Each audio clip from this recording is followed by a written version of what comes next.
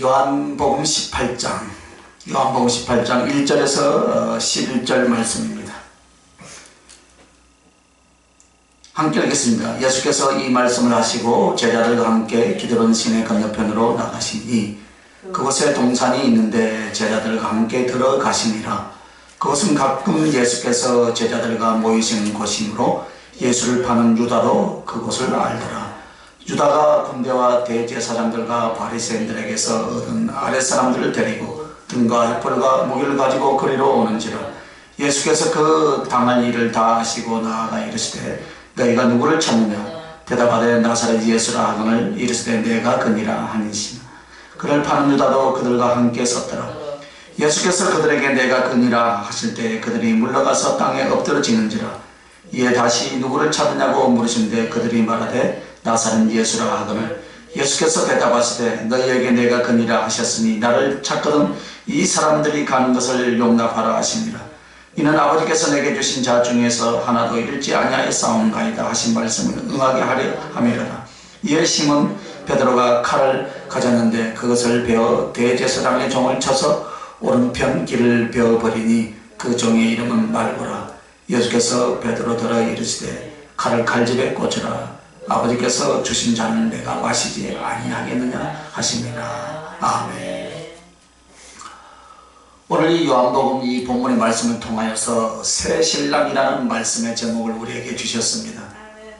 오늘 이 본문 말씀에서는 주님이 겟세마네 동산에서 기도하시다가 체포되는 그러한 상황입니다. 여기서 한 장면 한 장면에 영적 교훈과 사랑과 구원의 은혜가 내포되어 있습니다.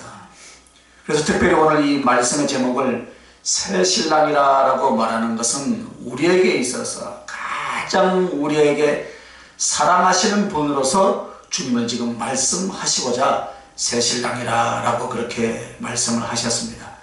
그러면 먼저 우리에게 있어서 주님이 새 신랑 되는 것은 어떤 것이겠습니까? 첫째는 악한 옛 남편에 비하여 새 신랑이라 하셨습니다. 아담과 하와가 죄를 범함으로 그에 속한 혈통의 모든 인류는 죄 아래에 가게 되었고 그 죄의 건세로 말미암아 사단에게 육체와 생명과 영혼을 붙잡히게 되는 결과를 가져왔습니다. 그래서 여러분 여기서 남편이라는 말은 여러분의 영혼이나 삶을 책임질 사람이나 또 여러분을 잡고 있는 법적인 어떤 그 주권자를 지금 말하는 거예요. 그런데 우리가 새 신랑을 만나기 전에 남편이 있었다 그 말이에요. 그래서 그 남편은 사단이었다 이 말입니다. 그래서 죄의 건세로 세상 유혹의 미끼로 우리를 사로잡고 우리들을 착취하고 버리다가 영원한 지옥불에 던지는 그러한 자, 그러한 존재. 그러나 우리는 죄의 건세에 붙잡히고 사단에게 죄를 범하여 자기들의 권리를 내어줌으로써 남편 역할, 법적인 주권자 역할을 누가 했다고요? 사단이 해왔다 이 말입니다. 그래서 우리를 잡고 있던 죄의 건세와 사단의 건세에서 우리를 해방시켜 주신 그분이 오늘 주님이신 줄 믿습니다. 그러므로 예수 그리스도를 영접한다라는 것은 악한 옛 남편이었던 그 사단으로부터 이제 예수 그리스도를 우리의 신랑으로, 우리의 주님으로, 우리의 하나님으로 영접하여 모시게 된 결과인 줄 믿습니다. 그래서 오늘 말씀을 보면 이런 말씀을 합니다.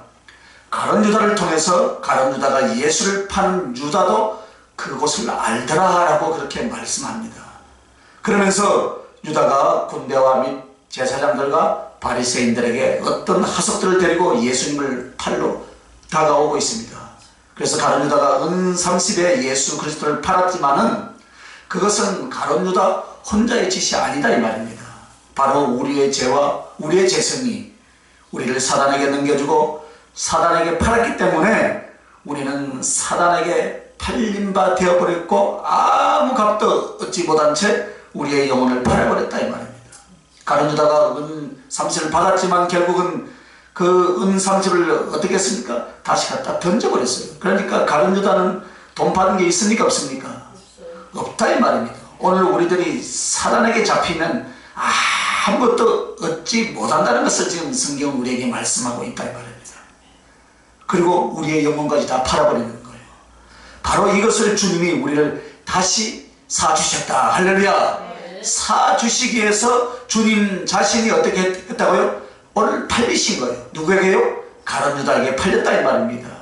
악한 자녀로부터 주님의 자녀로, 주님의 신부로 사내시려고 주님 당신이 그 몸값으로 팔리시는 그 운명을 기꺼이 감당하신 줄 믿으시면 아멘. 그것이 십자가 사건이에요. 그러므로 우리가 죄악과 사단에게 한 푼의 값도 받지 못하고 우리 자신을 팔아버렸어요, 여러분. 그리고 죽어가고 있었습니다. 그러므로 의로우신 하나님과 그 법은 우리를 다시 아무런 값도 치르지 않고 빼앗아 올 수가 있을까요, 없을까요? 없었어요. 그러므로 생명으로 생명을 넘겨주셨으니 생명의 값으로 생명을 다시 사주신 줄 믿습니다. 그러므로 가룟 유다에게 팔렸다라는 것은 우리를 다시 사시기 위하여서 주님 자신을 팔도록 내어주셨다 이 말이에요. 구속의 값, 제약의 대가는 예수 그리스도 자신과 그 생명을 그 값으로 주신 줄 믿습니다. 그러므로 사단이 악한 옛 남편이라면 사단에게 팔아버린 우리들의 영혼과 생명을 주님 당신의 목숨의 값을 주시고 주님 당신을 팔아서 우리를 사주신 우리의 새로운 신랑이신 줄 믿으시길 바랍니다. 그분이 누구라고요? 나의 새 신랑이다.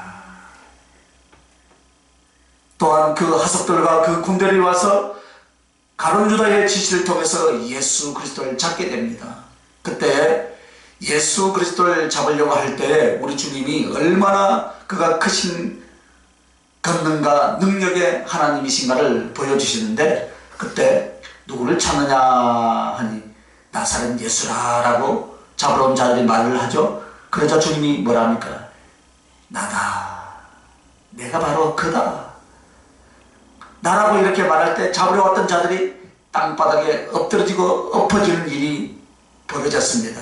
이 사건은 바로 주님은 말씀의 하나님이시오, 말씀이신 하나님의 그 하나님의 말씀 앞에 모든 인류는 당연히 복종해야 할 것을 보여주는 사건이다 이 말입니다. 동시에 이 건시한 능력으로 그들이 두려워서 자기들이 잡으려고 했지만 예수 그리스도의 말씀을 따를 수밖에 없었다는 것을 성경은 우리에게 보여주고 있습니다. 그래서 그것은 나만 잡아가면 됐지 나의 제자들은 손대지 말라라는 무언 중에 명령이었어요. 그 제자들의 모습은 바로 우리들이었다 이 말입니다. 잡으러 온 자들은 하나님의 율법이고 사단의 세력이라면 그 사단의 세력에 잡히고 율법의 저주에 잡혀서 고통과 죽음 속에 영영한 지옥에 던져질 우리를 놓아주시기 위해서 주님 자신은 잡힌 바 되셨더라 이 말입니다. 왜요? 우리를 사주시기 위해서.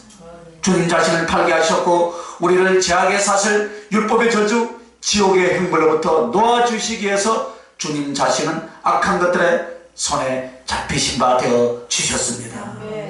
그들을 처치하지 못해서가 아니라, 없애지 못해서가 아니라, 그것이 정당하신 하나님의 율법이요 말씀이기에 우리를 풀어주시기 위해서 주님 자신은 묶이는 바 잡히는 바 되신 줄 믿습니다. 또한 이 사건은 우리에게 계속 무엇을 보여주시냐면요, 사랑하는 제자들을 찾지 못하게 하고 그들이 가는 것을 용납하라 하신 뒤에 주님께서 끝까지 그 제자들을 지키시는 모습을 9절에 설명하는데 갑자기 10절에 돌발적인 사고가 일어납니다. 이에 시몬 베드로가 검을 가졌는데 이것을 빼어 대제사장의 종을 쳐서 오른편 귀를 베어버리니 그의 이름은 말고라라고 10절에 말을 합니다. 베드로가 이 예수님께서 최후의 만찬 자리에서 이런 말씀을 합니다. 이제는 너희의 겉옷을 팔아서 검을 사라라고 누가복음 22장 36절에 우리 주님이 말씀합니다.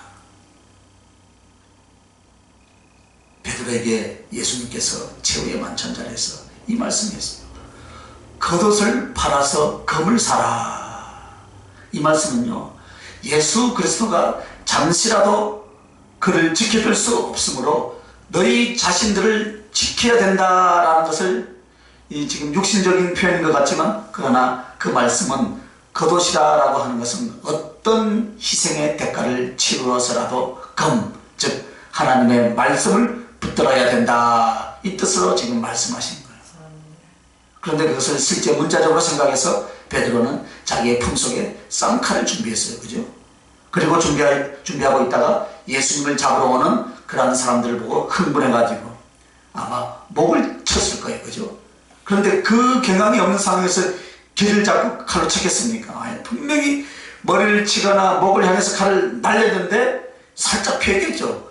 그래서 귀 한편이 잘라졌어요. 그때 다른 복음서는 자세히 설명이 나옵니다. 그 길을 주님이 다시 붙여주는 기적을 행하십니다. 이 사건을 통해서 우리에게 무엇을 말씀해 주시냐면, 칼이라는 것은 하나님의 말씀이에요. 성경의 칼이라고 말하는 것은 하나님의 말씀에 대한 상징이라는 것을 여러분 잘 아십니다. 그런데 여러분, 이 칼로 죽임을 당하거나 살림을 당한다 이 말입니다. 하나님의 말씀 두 가지를 하죠. 그죠? 하나는 심판하고 하나는 구원을 하십니다. 심판하는 말씀을 가르쳐서 율법이라 말을 합니다. 구원하시는 말씀을 복음이라 그렇게 말씀하죠. 그래서 복음과 율법이란 같은 하나님의 말씀 안에 있다 이 말입니다. 그러나 하나님의 말씀의 기능을 나눌 때 심판을 위하여서는 율법을 말씀하십니다. 그리고 죄인을 구원하기 위해서는 복음을 말씀하신다 이 말입니다. 그러므로 예수 그리스도가 칼 가진 자에게 잡히고 또 예수 그리스도께서 우리들에게 칼을 예비하라고 하신 두 가지 말씀입니다. 이것은 모든 인류가 하나님의 말씀, 율법의 저주로 그렇게 사로잡혔습니다. 즉 율법의 저주라고 하는 것은 하나님의 말씀에 죄와 죄인들에 대하여서 어떤 처벌과 심판이 있는가, 그래서 그 저주와 심판, 그 형벌과 심판이 그대로 시행되는 그 말씀 밑으로 들어가 그대로 시행되는 것을 가리켜서 율법의 저주라고 말을 합니다. 즉 여러분은 사단에게 고통을 받으나 정작 심판을 받고 심판에 대한 형벌을 이행하는 것은 무엇이라고요? 하나님의 말씀이셨다 이 말입니다. 그래서 칼이라는 것은 우리에게 있어서 죄인들을 사형 집행하는 칼이었습니다. 예수 그리스도를 잡으러 온 사람들이 금과 몽치를 가지고 왔다라고 오늘 본문은 말씀하죠. 그 말씀은 예수 그리스도는 우리를 대신한, 죄인들을 대신한 우리들의 모습이라면 하나님의 율법의 저주는 당연히 우리를 정죄하고 고통 속에 지옥의 형벌을 가져오는 것입니다. 그런데 이것을 막아주시려고 하나님의 심판인 율법의 저주를 주님의 몸으로, 주님의 의로운 영으로, 그분의 순종으로 대신 받아주셨습니다. 이것이 우리를 위한 주님의 고난과 구속의 십자가를 당하신 이유이다 이 말입니다. 이렇게 여러분 죄악과 율법의 저주를 대속하신 뒤에 그리스도 예수의 십자가의 구원은 우리에게 복음으로 전해지고, 이제는 율법의 저주가 아니라 예수 그리스도의 행하신 일과 그 말씀을 믿음으로 받아들이기만 하면 이제는 우리에게는 성령의 생명을 주신 하나님의 말씀으로 내 영혼 안에 있는 줄 믿으시기 바랍니다. 그것이 바로, 그 말씀이 바로 히브리서 4장 12절 말씀처럼 하나님의 말씀은 살아있고 운동력이 있어서 오늘 우리들에게 생명을 주며 변화를 주며 회개를 주며 구원을 주신 줄 믿습니다. 그러므로 여기서 칼을 다루신 사건은 그냥 기름은 것이 아니다 이 말입니다. 또 그 칼이 하필이면 무엇을 쳤습니까? 목을 쳤어요? 머리를 쳤어요? 길을 쳤다 이 말입니다. 이 말은 사단이 죄악으로 말미암아 인간의 길을 없애버렸다 이 말이에요. 즉 하나님의 말씀을 듣고 하나님과 교통하고 하나님께 순종할 수 있는 영적인 기능과 능력을 죄악과 사단의 세력이 없애버렸다 이 말이에요. 여러분의 길을 다 막아버렸죠, 그죠? 영적인 길을. 그러나 그 길을 다시 붙여주셨다 이 말이에요. 하나님과 영적인 교통이 되며 하나님의 말씀을 듣고 깨달아 믿음과 바꿔서 구원을 얻을 수 있는 바로 그런 구원을, 그런 영혼들을 변화시켜 주셨다라는 것을 암시하고 있는 내용이다 이 말입니다. 그러므로 주님은 칼에서 건져내시기 위해서 그 칼을 받아주신 주님이 되신 줄 믿습니다. 그래서 오늘 이 사건은 첫째로 주님 손에 사신 바 되게 하시려고 팔리신 주님이시다 이 말입니다. 그 다음에 우리를 놓아주시려고 잡히신 주님이시에요. 또 우리를 그 칼에서 건져내시려고 주님 당신은 그 율법의 저주의 칼을 친히 받으신 주님이십니다. 주님은 베드로에게 11절에 이렇게 말씀합니다. 요한복음 18장 11절에 예수께서 베드로더러 이르시되 칼을 칼집에 꽂으라. 아버지께서 주신 잔을 내가 마시지 아니하겠느냐 하시니라. 아멘. 여기서 또 주님은요, 아버지께서 주신 잔이라 라고 그렇게 말을 합니다. 아버지께서 주신 잔이라 라는 것은 죄인인 우리를 구속하시기 위하여서 주님 자신이 친히 능력과 고통을 받고 십자가에서 죽으신 바로 이 고난을 말합니다. 그런데 왜 주님은 그 잔, 진노와 능력과 죽음과 저주의 그 잔을 왜 우리를 위하여 마시려 했겠습니까? 주님은 우리를 사시기 위하여 팔려주시고 우리를 놓아주시기 위해서 잡혀주시고 칼에서 건져주시기 위해서 칼을 받아주셨고 사랑의 잔을 마시기 위해서 저주의 잔을 마셔주셨습니다. 오늘 이 네 가지에 연결되어 있는 구속 안에 있는 주님이 우리의 사랑 대신, 그래서 악한 옛 남편 율법의 저주에 묵혀가지고 사단의 건세 밑에서 고통받고 죄짓고 죽어가던 불쌍한 우리들을 주님이 값주고 사셨고 풀어놓아 주셨고 죽은 자를 살리셔 주님의 신부로 삼아 주셨습니다. 그래서 우리는 예수 그리스도의 신부요, 예수 그리스도는 우리의 가장 사랑하는 남편이 되셨습니다. 그분이 여러분 남편입니다. 그러므로 사단이 권리를 가지고 있어도, 사단이 그 건세를 가지고 있어도 여러분을 유린하고 도둑질하고 있지만 이제는 예수 그리스도가 여러분의 권리 건세를 가지신 주인이시요 남편이요 사랑이신 줄 믿으시면 아멘. 자, 두 번째는 주님이 어떤 모습으로 우리에게 새 신랑이신가? 유일한 사랑으로서의 새 신랑이다. 왜 새 신랑이라고 주님이 말하는가? 이 말은 단 하나예요.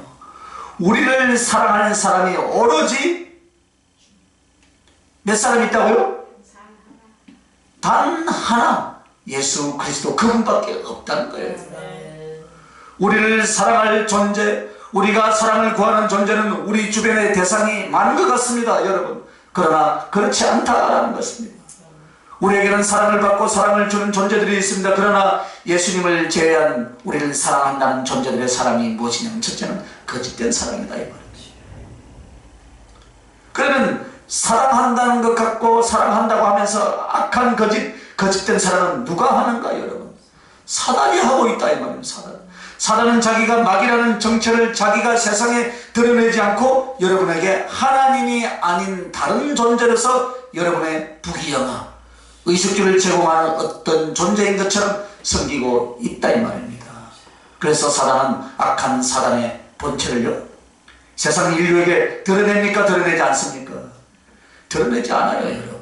대신 우리들에게 보내주었고 무엇으로 자기를 드러내고 있는가? 세상이에요, 세상.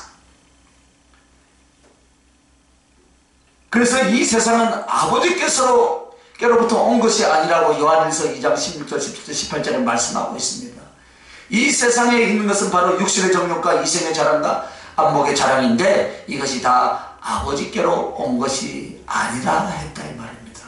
이것은 그러면 누구로부터 왔습니까? 사단으로 말미암아, 죄로 말미암아 왔습니다. 그러므로 사단이 인류를 사랑하는 척하는 것은 나는 너희들에게 이 세상을 주겠다라는 것입니다. 육신의 정욕도 너희들이 원하는 욕망도 누리고 즐기고자 하는 것들을 세상을 통해서 너희들에게 주겠다 이 말입니다. 그래서 예수 그리스도를 시험할 때 사단이 너가 나를 경배하면 이 보여진 세상 만국의 영광을 너에게 다 주겠다 그렇게 말을 합니다. 이것은 사단이 여러분에게 어느 날 나타나서 직접 하는 말이 아니에요. 그러면 어떨 것 같습니까? 세상과 세상 풍속과 살아온 삶을 통하여서 항상 우리 곁에서 유혹하는 말이 그것이라 이 말입니다. 네 마음대로 살아라. 목구멍이 포도청인데 먹어야 주일도 지키지. 돈이 있어야 자식 공부도 시키지. 열심히 살아라. 그리고 시간 나거든 예배 드려라. 욕심대로 살아라. 주일 한 번 빼먹는다고 뭐 이 세상이 바뀌냐? 욕하잖아요 날마다. 세상 것을 얻고 탐하고 누려라. 이것이 바로 하나님을 경배하지 않고 사단을 경배하는 모습이다 이 말입니다. 그러므로 우리는 사단이 우리에게 세상이라는 것, 정욕이라는 것, 이것을 제공해 주면서 사랑하는 것처럼 말하고 있다 이 말입니다. 그래서 나도 모르는 사이에 세상을 거머쥐고 정욕대로 살아가며 누렸다고 생각하고 얻었다고 생각하고 이뤘다고 생각하지만 그것은 곧 도적질 당하고 지옥의 멸망으로 향했던 사단의 속임수였다 이 말입니다. 그러므로 사단은 세상을 통하여서 우리를 사랑하는 척 거짓된 사랑으로 우리를 멸망의 길로 집어던지고 있다 이 말입니다. 가룟 유다가 그 대표적이잖아요. 한 푼 받았습니까? 30? 다시 던져버렸어요. 못 받았다는 거야. 또 어떤 사랑을 경험하고 있습니까? 거짓된 사랑이었고 이기적인 사랑이었어요. 이기적인 사랑이라는 것은 주변의 사람들을 말하는 거예요. 우리가 얻고자 하는 사랑은 이 사람을 통해서입니다. 설마 짐승을 통해서 사랑을 받고자 하는 사람은 없는 줄 믿습니다? 무생물, 물질들을 통해서 사랑을 받고자 하는 사람은 없어요. 사람은 사람들에게 사랑을 받고자 하지만 인간들을 통해서 얻는 사랑은 전체가 다 진실한 사랑이 아니라 어떤 사랑이라고요? 이기적인 사랑이다. 그럼 이 이기적인 사랑이란 무엇일까요, 여러분? 자기의 유익을 위해서만 사랑을 한다 이 말입니다. 진정한 헌신, 진정한 희생, 진정한 사랑이 아니라 내게 이익이 되면 좋아하고 내게 이익이 되지 않으면 칼같이 버린다 이 말입니다. 그러므로 이런 속담이 있습니다. 달면 삼키고 쓰면 뱉어라. 이것이 인간들이 말하는 사랑이에요. 사람들에게 애정을 구하고 사랑을 보고 싶어 하지만 결국 그 사랑은 나로부터 나가는 것도 내게 오는 것도 자기의 이익과 유익을 챙기려는 이기적이고 슬프고 아픈 사랑일 뿐 진정한 사랑, 다 주고 끝까지 마지막 순간까지 희생하며 돕고 다 바쳐준 그러한 사랑은 세상에 존재하지 않는다 이 말입니다. 뿐만 아니라 우리는 이런 사랑을 경험하고 있습니다. 사랑은 사랑 같은데 어떤 사랑입니까? 무능력한 사랑이에요. 무능력한 사랑. 이 무능력한 사랑은 가족들의 사랑이에요. 부모님이 사랑하고 아내가 남편을, 남편이 아내를, 부모가 자식을, 자식이 부모를 사랑합니다. 아마도 세상에 있는 사람 중에 이 사랑 중에 어떤 사랑보다 진실에 가까운 참된 사랑의 가장 가까운 모습은 부모, 자식이에요. 혹은 가족 간의 사랑일 것입니다. 그러나 이 가족 간의 사랑은 결국 무능력한 사랑이다. 도울래야 도울 수가 없고 책임질래야 책임져 줄 수 없고 아무리 사랑하고 아무리 책임을 질래도 언젠가는 덧없이 떠나가 버리더라 이 말입니다. 오늘 아침에는 USB에 뭐가 하나 있어서 살펴보다 보니까 우리 어머니가 우리 동생네 가게에서 10몇 년 전에 그 앉아서 찍은 사진이 하나 딱 있어요. 감회가 새롭더라고요. 그래서 내가 다운을 받아놓고 다른 건 닦아버렸는데 사랑한다고 했겠죠. 저도 사랑한다고 했지만 한 번도 사랑을 해본 적이 없어요. 이기적인 사랑이었어요.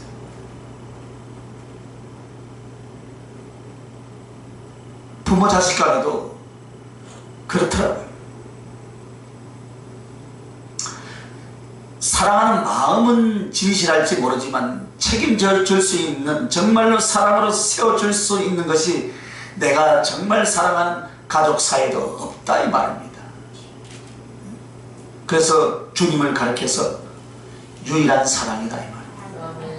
거짓되지 않는 진실한, 이기적이지 않고 온전히 우리를 위하시는 사랑, 할렐루야. 전능하신 능력으로 그 영혼과 인생과 심령과 삶을 전적으로 책임져 주시는 그러한 분으로서 유일한 사랑이 누구라고요?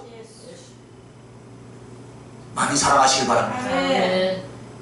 그러므로 예수 그리스도는 여러분과 나에게 유일한 사랑으로서 우리의 새 신랑이신 줄 믿습니다. 주님은 누가복음 10장 30절에서 37절에 보면 강도 만난 자의 이야기를 잘 설명해 놨습니다. 누가복음 10장에 이 말씀은 유일한 사랑으로서 새 신랑, 첫사랑, 영원한 사랑이신 주님의 모습이 여기에 고스란히 담겨 있어요. 누가복음 10장 펴보시기 바랍니다. 눈치가 빨라서 빨리 찾아보면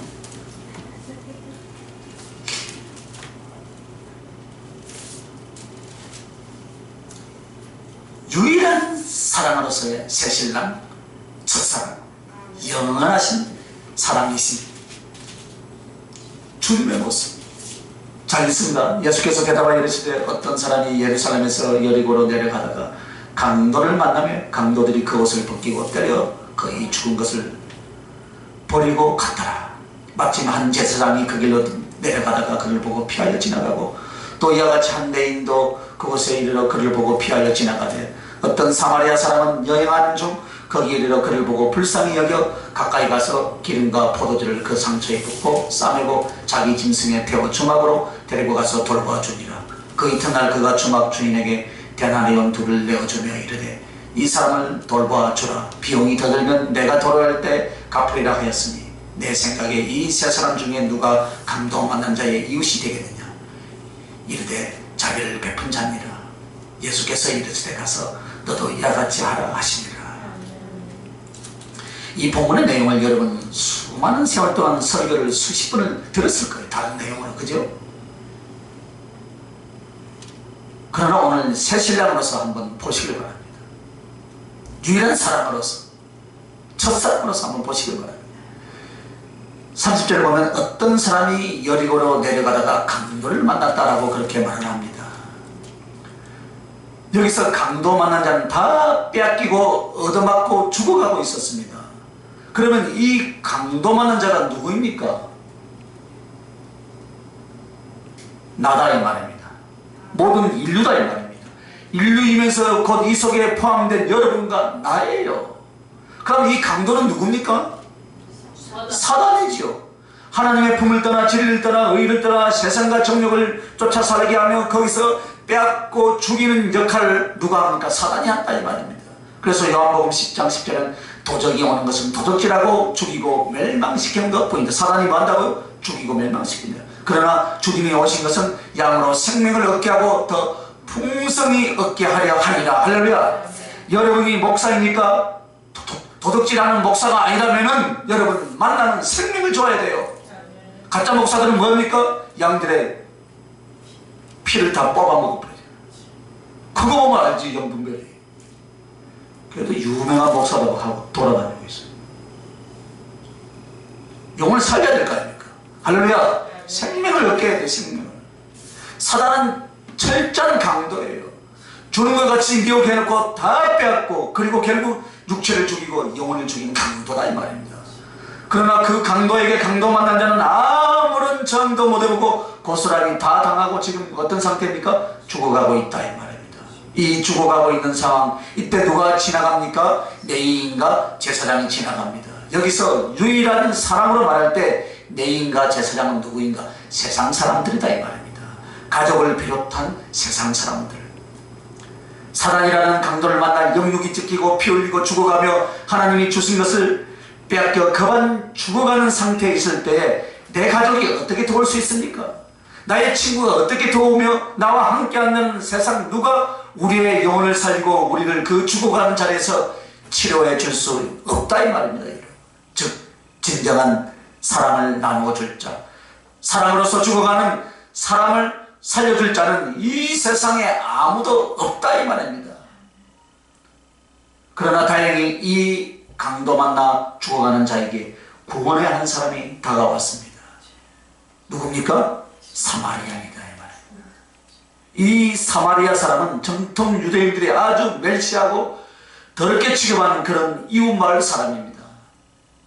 본래 같은 이스라엘 사람이었지만 혼합되고 율법이나 하나님을 섬기는 것이 이방 종교와 섞이고 그래서 아주 악하게 취급을 했다 이 말입니다. 즉 사람이 되어서 말씀이 육신이 되어서 내려오신 예수 그리스도를 가리키는 거예요.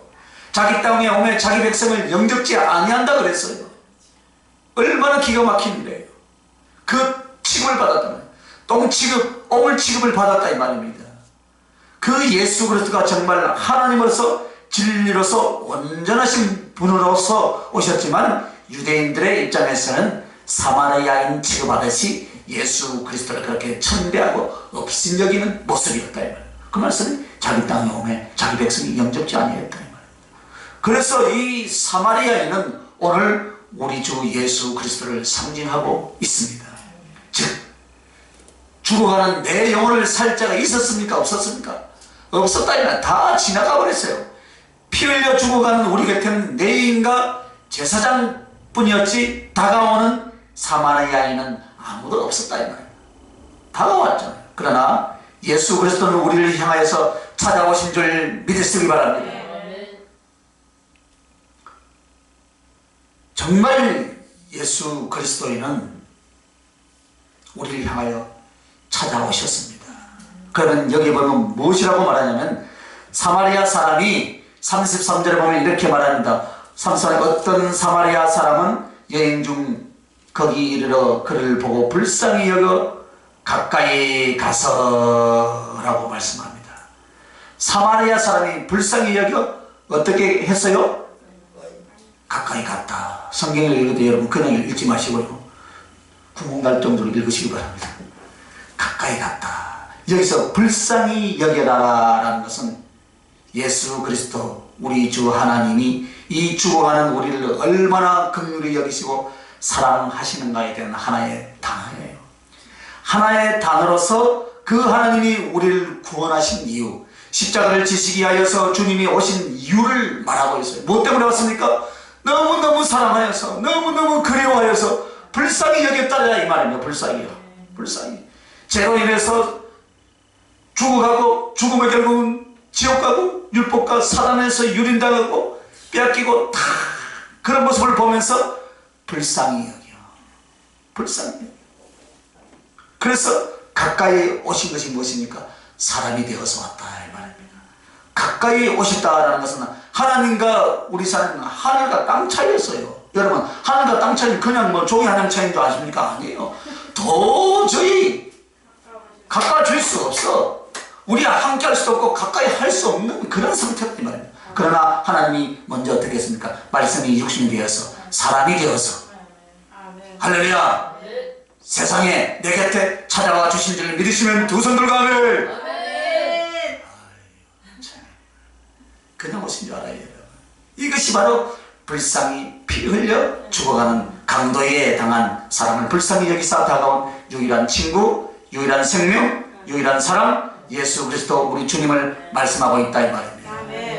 그래서 주님이 사람 되신 이유는 왜 가까이 하려고 하시는 거예요. 할렐루야. 에덴 동산에 주님과 우리가 어떻게 했습니까? 거닐었다 그랬어요. 거닐었다는 것은 멀리서 뭐 떨어져서 그렇게 했습니까?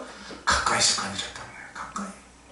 그래서 예수님을 가리켜서 임마누엘이라. 할렐루야. 이 임마누엘이 바로 우리 주님의 손인 줄 믿습니다. 가까이 하고 싶다. 그래서 우리 교회 이름이 임마누엘이죠. 가까이 하자. 이 못난 자, 이 천하고 악하고 죽어가는 이 영혼에게 주님의 마음속에 유일한 소원이 무엇이냐? 가까이 하고 싶다. 가까이. 할렐루야. 여러분도 여러분의 자녀들이 멀리 떠나시면 가까이 하고 싶죠? 아들이라고 하나님인데, 딸은 저 미국 가버리고 아들이라고 하나님인데, 엄마가 네가 보고 싶어서 죽겠다 하니까 억지로 찾아왔더래. 어머니는 맛있는 거 준비해놓고 전복 사고 전복 회해 주려고 신랑한테는 저도 안 하고. 어버이날이니까, 어린이날이니까, 어린이날이요. 우리 아들 불렀어. 왜? 그걸 먹이고 싶은 것도 이유가 있지만 가까이 와서 얼굴 보자. 모양 한번 보자. 할렐루야. 우리 주님도 그 말이네. 가까이. 가까이. 내가 너와 함께 하기를 원한다. 그러므로 하늘에 데려가서 영원히 함께 살기 위하여 일부러 땅에 오셔서 우리와 가까이 오셔서 나를 만나주신 줄 믿습니까 여러분? 여기 보면 이 피 흘리는 사람에게 있어서 가까이 가서 그 상처를 말합니다. 강도 만난 자의 상처는 무엇입니까? 피 흘리고 죽어가는 상처는 죄로 인해서 죽어가는 우리들의 모습이었다 이 말입니다. 살아가는 삶의 고통은 죄로 인하여서 그 영이 죽고 지옥을 향해서 가는 것이 바로 그것에 비한다면 아무것도 아니에요 여러분. 영육이 함께 고통을 받지만 지금 이 사람은 피 흘려 거반 죽게 된 그 상처라고 하는 것은 죄악으로 말미암아 이제 지옥을 향하여서 죽어가는 그 모습을 말한다 이 말입니다. 그런데 그 상처에 무엇을 부었다고 말합니까? 제일 먼저 이 사마리아 사람이 찾아와서 한 일은 상처에 기름과 포도주를 부었다. 물론 이것은 그 당시에 이 상처가 났을 때 치료하는 방법이었습니다. 기름이나 포도주는 소독하는 작용 혹은 상처를 부드럽게 만드는 작용이었습니다. 그러나 단지 그때 그 치료 방식을 말하는 것이 아니겠죠 성경에는. 그죠? 바로 이 기름은 성령님을 가리킨다. 죄로 죽어가는 자, 사단에게 짓밟혀 죽어가는 자를 살릴 수 있는, 즉 그 신령을 바꾸어서 하나님의 진리와 생명을 받아들임으로 그 생명을 그가 생명을 얻을 수 있게 하는 유일한 방법이 바로 무엇입니까? 성령이 그에게 임하시냐면 된다 이 말입니다. 할렐루야. 그래서 성령 받으라 하잖아요. 성령이 임하니까 어떻게 합니까? 변해버리잖아요. 사람이 변하더라 이 말입니다. 하나님을 대적하는 자가 하나님을 사랑하는 자, 이웃을 대적하고 욕하는 자가 이웃을 사랑하는 자로 바뀔 수 있는 유일한 방법이 바로 그 사람이 성령의 사람이 되는 거예요. 그리고 포도주는 예수 그리스도의 보혈을 상징한다 이 말입니다.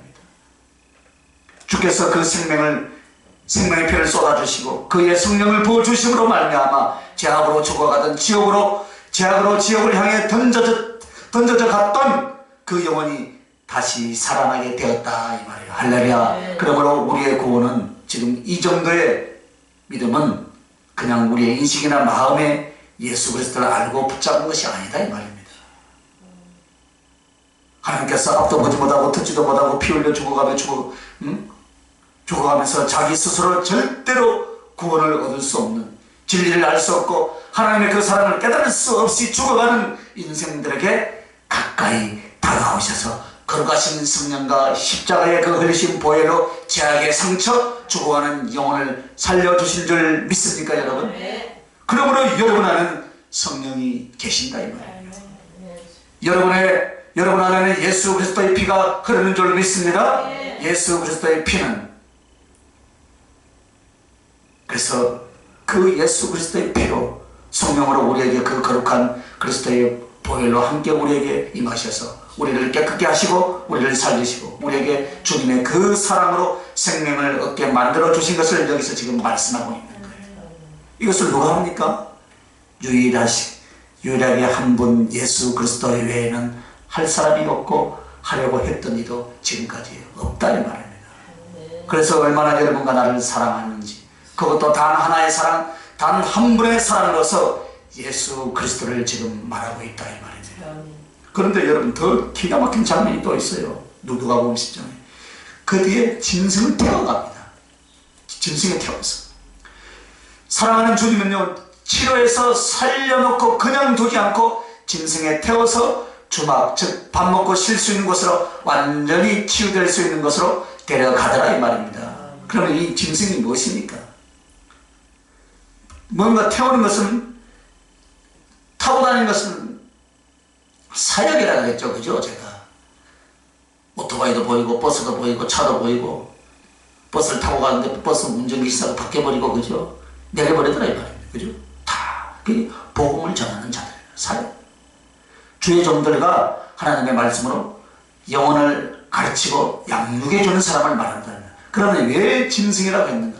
주님의 종으로서 주님이 타고 다니는 그 짐승, 말이나 소나 노새는 곧 하나님의 복음을 맡은 영혼 구원을 위하여 자기를 헌신하는 그 사람들의 모습을 말한다.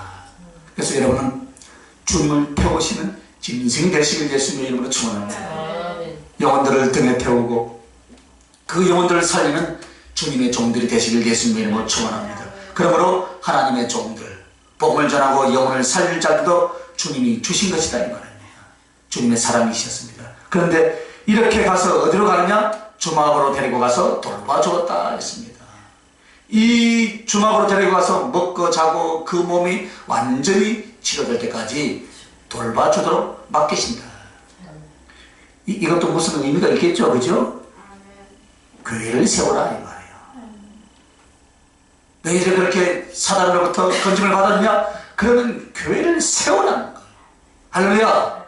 주님이 오셔서 십자가에 생명을 쏟아서 거룩한 보혈을 쏟아 구속을 이루어 주시고 하나님의 종들을 세워서 복음을 전하게 하고, 그리고 주님은 교회를 세워서 그곳에 한 영혼 죽어가는 자들을 세우시고 살리시고 양육을 하시는 것을 의미한다. 그러니까 여러분, 저에게 교회를 세울까요 안 세울까는 저에게 상담하지 마시길 바랍니다. 아니 당연히 세워야 된다니, 당연히. 아굴걸작 편들이라도. 할렐루야. 이런 것까지 물어보고 있어요. 주님은 기뻐하셔요. 할렐루야. 기뻐하셔요. 그래서 성경은 의미 없고 교훈이 없이 쓴 사건이 하나도 없다 이 말이에요. 여러분, 이 단어 하나하나를 썼을 때 구원에 관해서 예수 그리스도의 사랑과 그분의 역사에 관해서 다 영적인 교훈을 내포하고 있다 이 말입니다. 이것을 찾아서 잘 먹는 주의 종들이 되시길 예수님의 이름으로 축원합니다. 그래서 교회를 세워주시고 거기에다 무엇을 맡겼다라고 말합니까? 주막에다가 2데나리온을 맡겼다. 2데나리온은 돈이죠, 그죠? 일꾼들의 하루 임금이 1데나리온이었습니다. 그런데 2데나리온 둘을 맡기고 간 것은 그냥 기록한 것이 또 아니겠죠? 즉 영혼을 살리기 위하여서 하나님의 백성들을 구원하고 살리고 세우는 일을 위하여서 예수 그리스도의 신분을 살리고 양육하기 위하여서 주님은 교회에 그의 종들과 그 하나님의 백성들에게 세상에 무엇을 주셨느냐? 2데나리온을 주셨는데 이것은 말씀과 성령이다. 돈을 주었으면 또 얼마나 좋겠어. 또 돈이라고 생각해. 말씀과 성령이다 이 말이에요. 그래서 하나님의 백성들은 전부 다 예수 그리스도의 증인들이 맞습니까? 그리스도의 증인으로서 영혼들을 구원하고 양육하고 살려나가는 일을 어떤 기능, 어떤 능력을 가지고 하느냐? 여러분, 하나님의 말씀과 성령을 가지고 그 영혼들을 돌보며 영혼들을 구원하며 하나님의 일을 이루어간다 이 말입니다. 그러니까 말씀만 가지고 한다 하지 말고 성령의 은사만 가지고 간다고만 하지 말고 두 가지 다 가지고 한다 이 말입니다. 맡겨놓은 걸로 잘 활용하시기 바랍니다. 그러면 여기에 보면 무엇이라고 말하느냐? 35절에 보면 내가 돌아올 때 갚으리라. 부비가 더 들면 내가 돌아올 때 갚으리라 라고 말합니다. 여기서 이 사마리아인은 주님이시다 그랬죠. 그러면 주님이 여행 중에 돌아오신다라는 말은 주님의 재림을 가리켜 말하는 거예요. 여러분. 다시 오실 주님이 이제는 누구에게 말합니까? 강도 만난 자가 아니라 이제는 주의 종들 영혼들을 구원하고 그 영혼들을 양육하고 세워야 될 복음을 맡은 자들에게 이제 말하는 거예요. 부비가 더 들면 강도 만난 자에게 이야기한 것이 아니죠, 그죠? 그래서 너희가 예전에 너희도 강도 만난 자들이었지만 예전에 나로 말미암아 살아났고 예전에 너희를 돕는 자들도 너희가 살아났다면 너희도 이제 강도 만나 피 흘려 죽어가는 자들 살려서 너희 곁에 오면 너희들이 그들을 온갖 정성과 사랑과 생명을 바쳐 어떻게 하라고요? 살리라. 빼먹지 말고 살리라. 그래서 그 사람들을 온전히 세워라. 그래야만 이 충성에 대하여서 내가 상을 갚아주겠다. 할렐루야. 이 말씀이 맞죠? 복음이에요. 복음이잖아요. 그래서 주님이 당신에게 상이 있어서 각자 일한 대로 갚아주신다는 요한계시록 22장 12절에 말씀하셨어요. 즉 이것은 하늘에서 영광과 성과 칭찬과 존귀를 받는데 누구에게 주는가? 그렇게 피 흘려 죽어가던 영혼들을 주님의 말씀과 성령님을 통해서 끝까지 돕고 양육한 하나님의 사람들에게 반드시 주님이 보상하고 그 상을 갚아주신다는 말씀이다 이 말입니다. 자, 여기에서의 내용은 바로 이것입니다. 우리 인류를 구원하시고 우리들을 구원하신 데 있어서 시작도 과정도 마지막도 궁극적인 마지막을 이루는 모든 것도 누가 하신다고요? 주님 자신이 하신다 이 말입니다. 즉 인간 사랑으로서의 생명 바로 우리 주님이시다 이 말입니다. 할렐루야. 그러므로 외로워하지 마시길 바랍니다. 쓸쓸하지 마시길 바랍니다. 그것은 주님을 무척 서운하고 섭섭하게 하는 것입니다. 어차피 우리에게는 사랑이 있습니까 없습니까? 없지요?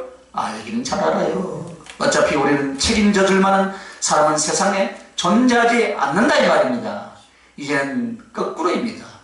유일하고 절대적인 사랑 예수 그리스도가 있으므로 그 사랑을 또 외로운 자, 또 병들고 상하고 죽어가는 자들에게 나누어 줄 수 있길 예수님의 이름으로 축원합니다.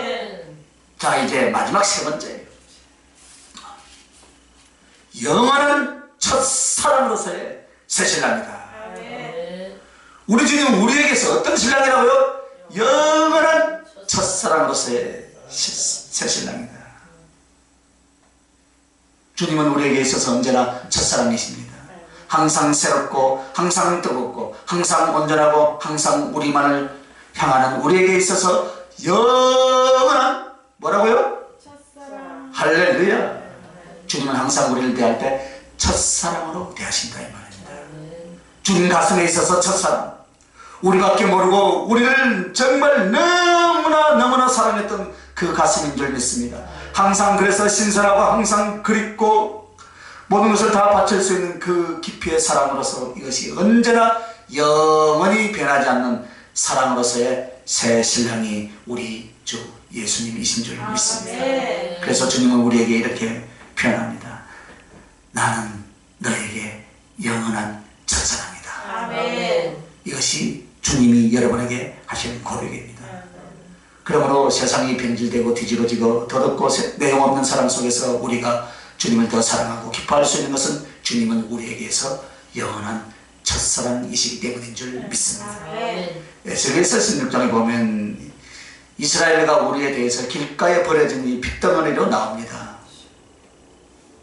제가 이 말씀은 너무나 하나님이 너무 깊이 저에게 각인을 시켜줘가지고 설교 때마다 써먹는데 부흥에 가도 써먹고 어떤 사람이 아기를 길가에 버렸어요. 대출도 다 자르지 않고 그 피가 묻고 길바닥 먼지와 흙이 묻어서 살았지만 죽어가고 있는 핏덩어리 아기 하나가 있었습니다. 이것이 바로 우리들의 모습이었습니다. 살아있는 것 같지만 죽은 모습, 움직이면서 울고 있지만 이미 죽은 것입니다. 그 갓난 생명이 엄마 품에 있지 못하면, 부모에게 양육받지 못한다면 이는 이미 살아있으나 죽은 자다예요. 이것이 바로 우리들의 운명이었습니다. 몸뚱이에 생명은 있지만 영생이 없었어요. 하나님이 없었습니다. 천국도 진리도 없습니다. 그렇게 죽어가던 우리들의 모습이었습니다. 그런데 그 지역에 왕이 지나가다 그를 목격하고 너무나 가슴 아프고 불쌍한 거예요. 그래서 이렇게 말합니다. 너는 살라. 너는 살라. 핏덩어리로 살라. 이 말씀은 언제나 우리가 되새기는 말씀이에요. 이 말을 현대식으로 바꾸면 내가 너를 살릴 것이다. 할렐루야. 죽은 핏덩이라도 내가 반드시 너를 살려주마. 세상 사람들이 너를 싹시 노랗다. 상한 갈대 갖고 꺼져가는 심지일지라도 끄지 않고 꺾지 않냐 하시고, 너희 육신을 보면 너를 버릴지라도 나는 너를 손바닥에 새기겠다 이 말이에요. 할렐루야. 그래서 왕이 행차를 멈추고 더럽고 연약하고 죽어가는 그 핏덩이를 어떻게 합니까? 데려다가 씻기고 치료하고 양육하기 시작합니다. 그래서 그 왕이 할 수 있는 최고의 사랑의 정성과 다 쏟은 사랑을 부었습니다. 그래서 모든 사랑과 정성을 최상의 것으로, 그것도요 뿌리도 없고 근본도 모르는 길가에 버려졌던 핏덩어리에게 그 사랑을 주셨습니다. 그래서 아름다운 처녀, 영화로운 신분과 모습으로 바꿔놓았습니다. 더욱 멋진 것은 무엇입니까? 그 근본도 뿌리도 없고 천하대 천한 죽어가던 그런 자였는데 그 왕이 어떻게 합니까? 청혼을 하는 거예요. 할렐루야. 청혼. 살려주고 사랑하고 양육하여 왕후의 자리로 나가게 만들어 주십니다. 이것이 여러분과 나의 지금의 모습인 줄 믿습니다. 근본도 뿌리도 없었던 자를 천하고 죄악에 물들고 사단에게 짓밟히고 지옥을 향해 가던 여러분들, 그래서 우리의 의식과 양심은 더러워졌고 우리 속에 하나님이 없었고 하나님에 관한 작은 지식 속에서도 하나님을 무시하던 자였어요. 그럼에도 왕이신 주 예수 그리스도께서 여러분을 선택하시고 여러분을 위해서 죽으시고 여러분들 위해서 성령을 보내주시고 여러분과 함께 하셔서 여러분을 종의 자리가 아니라 당신의 신부로 우리를 세우셨습니다. 그러므로 우리에게는 사랑이 없습니다. 우리를 사랑해 줄 자, 사랑할 대상이 없습니다. 그러나 유일하신 주님이 처음부터 사랑하셔서 마지막까지 사랑하신 분이 우리 주님이신 줄 믿습니다. 그래서 처음 핏덩어리를 데려올 때 우리에게 있어서 첫사랑, 주님 가슴에서도 첫사랑, 키우는 가정에 있어서 내게 있어서 첫사랑, 할렐루야. 주님께 있어서 첫사랑, 내가 늙어서 죽는 그 순간까지도 주님께 있어서 첫사랑, 내 가슴에 있어도 첫사랑, 할렐루야. 주님과 우리의 사랑을 이렇게 이어서 어떻게 합니까? 하늘에 올라가면 정말 가장 뜨거운 가슴에 첫사랑으로서 주님과 함께 살아갈 줄 믿습니다. 우리가 천국을 소망하는 것은 우리 가슴속에 유일한 사랑이요 영원한 첫사랑의 그 사랑을 가슴속에 기대하기에 천국을 소망하는 줄 믿습니다. 더 기가 막힌 것은 고멜서 것입니다. 고멜. 호세아서 1장 3절에 보면 영적으로 실제적으로 타락한 이스라엘이 신랑이신 하나님과 신부로서 그들의 모습에 대해서 말합니다. 그래서 호세아에서 보면 호세아에게 너는 가서 음란한 여자를 아내로 삼아라 라고 말합니다. 근본이 모습이 음란한 여자 고멜을 아내로 취합니다. 그리고 자식을 딸 하나 아들 둘 세 명을 낳습니다. 그런데 호세아 3장에 가면 어떻게 나오면 타인의 연애를 받아 음부가 된 여자다라고 나옵니다. 여러분 처녀가 아니라 유부녀이면서 선지자의 자식을 셋을 낳았습니다. 그런데 다른 사람의 사랑을 받고 또 연애를 받아 타락해서 이제 음부가 되었습니다. 바람나서 집을 나가버린 거예요. 그리고 그 연애하던 자들에 의해서 팔려버렸어요. 그래서 천하대 천한 창기가 되어버렸다 이 말입니다. 그런데 호세아에게 주님이 다시 말합니다. 가서 사오라. 사와서 너는 여거지 사랑해라. 이것이 주님의 가슴이에요. 그리고 보리 한 호멜 반과 그 반은 은5을 가지고 와서 자식을 낳고 나가서 창기가 된 여자를 값주고 다시 사오는 거예요. 그리고 나는 너만을 사랑할 것이다. 오래도록 영원토록 너만을 사랑할 것이다. 너도 그렇게 해라. 이것은 비유가 아니에요, 여러분. 호세아 선지자는 실존의 인물이고 호세아 선지자가 고멜과 결혼하고 이 사건이 일어난 것은 실제입니다. 그러나 선지자는 동정녀하고만 결혼하게 되어 있습니다. 율법으로 이렇게 정해진 것입니다, 여러분. 그만큼 거룩한 이가 가장 천한 창기로 전락해버린 여인에게 사랑과 정열을 다 바치게 한 것은 바로 예수 그리스도가 우리에게 사랑하신 그 모습입니다. 우리를 처음부터 그 근본이 하나님을 배반한 자요 하나님을 알고 부름을 받았음에서 어떻게 했습니까? 육신의 정욕, 안목의 정욕이 우리에게 있는지라 이것저것을 주님보다 더 사랑하고 이것저것을 더 욕심내고 있으므로 우리는 음부가 되고 간부가 된 그런 자들이었다 이 말입니다. 주님 앞에 그런 모습이었어요. 그러나 주님은 그렇게도 주님을 저버리며 마음으로 주님을 배반하고 외면했을지라도 또 사랑으로 말씀으로 성령으로 십자가의 그 사랑으로 또 찾아와 주셨습니다. 그리고 회개하고 눈물로 돌아서고 나면 또 어땠으면 또 다시 영원한 첫사랑이다 하신 적이 있습니다. 너 옛날에 그랬지. 너 옛날에 음란하고 더러웠지. 너 내 사랑 저버렸지. 단 한 번도 그 생각과 그 말씀을 하시지 않았다 이 말입니다. 회개하고 돌아왔더니 그 순간마다 주님은 영원한 진실한 우리의 첫사랑으로 첫사랑의 가슴으로 첫사랑의 모습으로 우리 곁에 서 계시고 우리를 사랑하셨습니다. 그리고 이 핏덩이 같았던 이 음부가 되어버린 고멜과 같았던 우리들에게 주님은 어떻게 그 첫사랑의 모습을 하고 계신가. 아가서 2장에 보면요 2장 8절부터 14절인데 눈치가 있으면 찾으시고 그래서 이 음부가 되어버린 고멜과 같았던 우리들에게 주님은 어떻게 첫사랑의 모습을 하고 계신가. 아가서 2장 보면 더럽고 악하고 볼 수 없었던 그러한 우리들 천하고 천한 우리를 주님은 더 큰 사랑의 가슴으로 나는 너의 첫사랑이라 라고 말하는데요. 다 읽어도 이양 늦은 거 다 읽읍시다. 주님이 우리에게 하시는 고백입니다. 이것이 첫사랑의 가슴입니다. 그 가슴으로 읽어봅시다. 아가서 2장 8절에서 14절. 내 사랑하는 자의 목소리로구나. 보라, 그가 산에서 달리고 작은 산 빨리 넘어오는 거라. 내 사랑하는 자는 노루와도 같고 어린 사슴과도 같아서 우리 배 뒤에 서서 창으로 들여다보며 창살 틈으로 엿보는구나. 나의 사랑하는 자는 내게 대하여 이르기를 나의 사랑 내 예쁜 자야 일어나서 함께 가자. 겨울도 지나고 비도 그쳤고 지면에는 꽃이 피고 새가 노래할 때가 이르렀는데 비둘기의 소리가 우리 땅에 들리는구나. 무화과 나무에는 푸른 열매가 익었고 무화과 포도나무는 꽃을 피워 향기를 토하는구나. 나의 사랑 나의 예쁜 자야 일어나서 함께 가자. 바위 틈 낭떠러지 은밀한 곳에 있는 나의 비둘기야.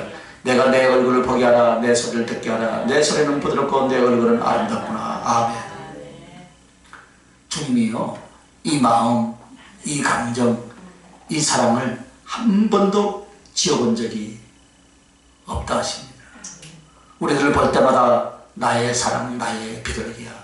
너의 얼굴 한 번이라도 더 보고 너의 목소리를 한 번이라도 더 듣기를 그렇게 갈망하는 주님의 사랑과 그리움이 바로 이 아가서에 나온 표현입니다.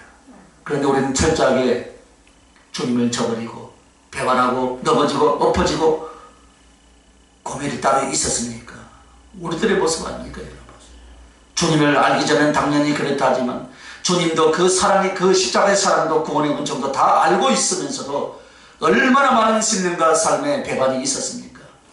더럽혀질 대로 더럽혀진 우리를 향하여 주님은 무엇이라고 하는지 들어보시기 바랍니다. 아가서 4장 7절입니다. 나의 사랑은 너는 어여쁘고 아무 흠이 없구나. 성경에서 가장 고마우면서도 양심에 찔리는 말이 바로 이 말입니다. 더럽혀지고 삐뚤어질 대로 삐뚤어진 주님을 저버린 그 가슴 속에 배반과 삶 속에 주님을 대적하던 못난 죄인의 모습을 향하여 주님이 돌아서 나에게 다가와서 붙으시고 하신 말씀이 무엇입니까? 나의 사랑 너는 어여쁘고 아무 흠이 없구나. 바로 이것이 주님의 가슴입니다. 그래서 주님은 이 고백을 합니다. 영원한 너의 첫사랑, 너는 나의 영원한 첫사랑이다 라고 말합니다.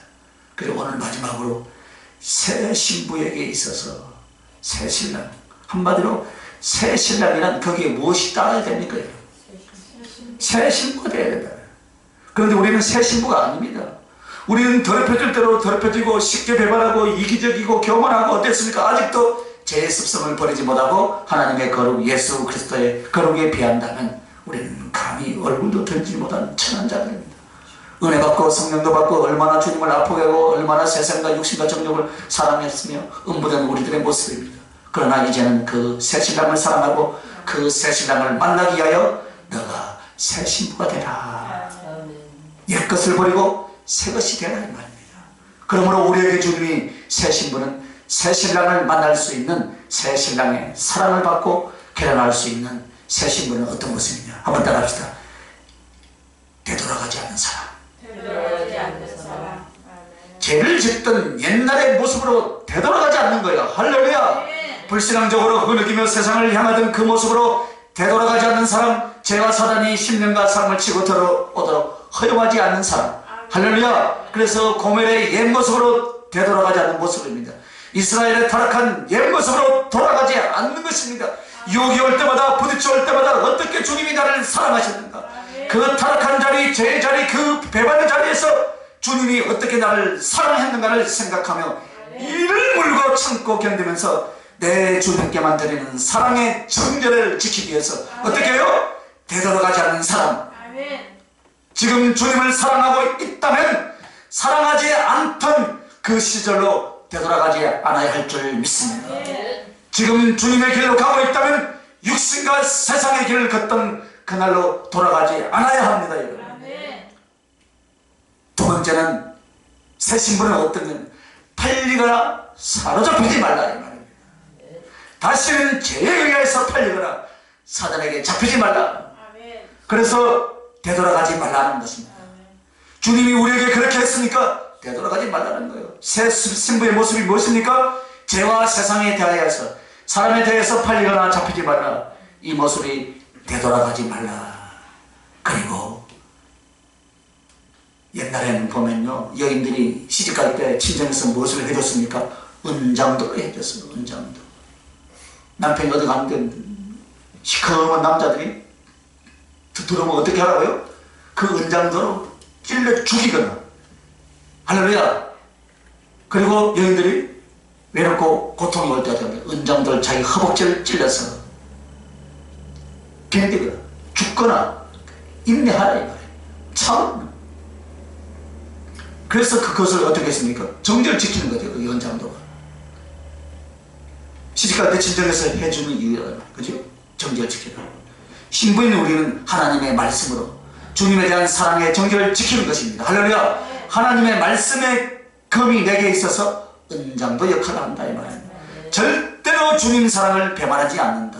충성의 길을 떠나지 않는다. 내 멋대로 살던 옛 모습으로 살지 않고 사단에 대하여, 죄에 대하여, 세상에 대하여 내 자신을 주님을 향하여 갈 수 있도록 말씀을 따라 철저히 지키겠다는 각오예요.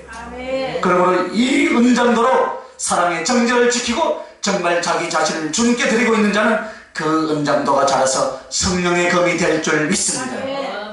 하나님의 말씀의 지혜와 능력으로 사단을 물리치고 영혼을 살 수 있는 능력과 지혜의 사람은 어떤 사람인가? 말씀을 가지고 자기를 치던 사람이에요. 주님을 사랑하라고 사랑을 지키기 위해서 말씀을 가지고 철저히 자기를 치던 사람에게 하나님은 성령에 충만한 성령의 검의 역할을 시키는 줄 믿습니다. 그래서 베드로의 그 검처럼 사람을 치는 것이 아니라 우리가 준비할 칼은 하나님의 말씀으로서의 은장도다 이 말입니다. 이 말씀이 있는가 없는가 우리 돌아봐야 돼요. 목사님들 그죠? 이 말씀이 있는가 봐야 돼요. 그 말씀으로서 나의 사랑과 신앙의 정죄를 지켜나가면 그 은장도 역할을 하던 말씀은 사람을 물리치고 영혼을 살리는 능력이 검이 된다 이 말입니다. 이것을 준비하라 이 말입니다. 그리고 이제 진짜 마지막으로 사랑의 잔입니다. 잔치 자리는 포도주가 등장합니다. 특별히 신랑을 만나 첫날 밤을 채울 때는 두 가지 것이 있습니다. 여러분. 포도주가 있었고 한 가지는 향유입니다. 향유를 깨서 향유를 붓는 거예요. 그래서 그 향유는 신랑과 자신에게 벌써 아름다운 향을 그 밤에 싹 풍기게 합니다. 그리고서 기쁨의 포도주 잔을 싹 한 잔 나누는 거예요. 그럼 사랑의 전체에 있어서 포도주 잔과 신랑에게 부어지는 향유를 둘 다 같은 의미를 갖고 있다. 예수 그리스도를 생명보다 더 사랑하고 그의 가슴이었으며 그의 삶의 수고였습니다. 우리는 주님 앞에 갈 때 꼭 가져올 것이 나의 사랑, 생명의 피로 성립되는 그 붉은 포도주. 주님 십자가에 달리셔서 내가 목마르다고 할 때 식어 터져 먹지 못하는 그 포도주를 먹이던 나의 지난날의 죄와 불충으로 살던 삶이 아니라 이제는 사랑과 충성과 순종을 통하여서 달고 시원한 포도주를 목말라 하신 주님께 대접하고 사랑의 기쁨을 함께 나누는 것입니다. 그리고 내 영혼 전체로 주님을 향하여 성령께 잡혀서 오직 주님만을 사랑하고 충성했던 바로 그 향유를 주님께 부어드릴 수 있길 예수님의 이름으로 축원합니다. 사랑하고 기뻐하며 사랑했던 만큼 기쁘게 영접해 주실 우리의 신랑 주님 앞에 설 우리들의 새 신부의 모습은 바로 이것입니다. 얼마 남지 않았습니다. 낭비하고 잃어버리는 시간은 너무나 긴데 여러분 이제는 정말 회개하고 깨끗하게 된 새 신부, 한 분만을 사랑하여 정죄를 지키고 주님을 위하여서 생명까지 바칠 수 있는 진실한 새 신부로서의 사랑을 만들 시간은 이제 얼마 없습니다. 여러분 세월이 많이 지났습니다. 그러나 우리 가슴에 만들어질 주님을 향한 사랑이는 너무나 작습니다. 그러나 주님의 사랑을 더욱 커지고 항상 우리에게 예수님은 영원한 첫사랑 우리의 새 신랑이십니다. 아멘. 우리가 마지막 주님 앞에 설 준비는 새 신부로서 내 자신을 가꾸어 드리는 그것뿐인 줄 믿습니다. 아멘. 기도하십시다. 존귀하신 주님 앞에 우리의 사랑, 우리의 마음을 고백합니다.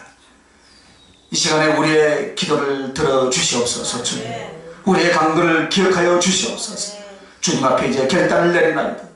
누구보다 무엇보다 소중한 주님을 나의 새 신랑으로 새 신부의 모습을 잘 만들어 주님의 첫사랑의 신부가 되게 하여 주시옵소서. 예수님의 이름으로 기도하옵나이다.